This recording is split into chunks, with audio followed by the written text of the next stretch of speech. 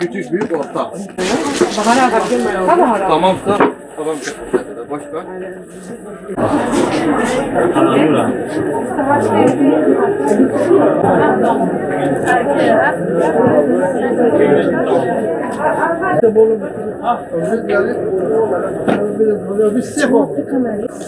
Ama hiç belli değil.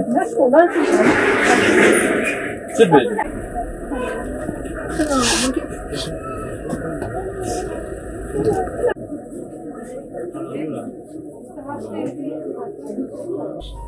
Yetimler Vakfı Cizre temsilciliği olarak hayırseverlerin bizleri aracı kılarak göndermiş oldukları ayni ve nakdi yardımları yetim ve öksüz kardeşlerimize ulaştırdık.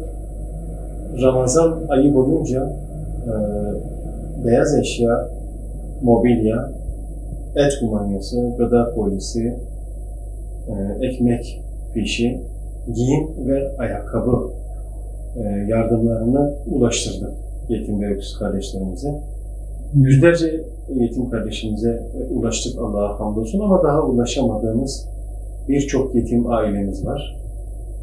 Biz bu vesileyle hayırseverlerimize tekrar bir çağrıda bulunmak istiyoruz. Yardımlarını yetim ve öksüzlere ulaştırmak isteyenler bizleri aracı kılabilirler ve biz her zaman hazırız. Özellikle belirtmek istiyoruz. Şurada bayrama 2 gün kaldı. İnşallah daha fazla yetim ve öksüz kardeşimize ulaşırız. Rabbimden, hayırseverlerimizden razı olmasını diliyor. Aracı olanlardan, bu yardımları gönderenlerden ve gönüllerimizden, hepsinden Allah razı olsun. Rabbim ibadetlerimizi makbul, bayramımızı mübarek eylesin. Allah razı olsun.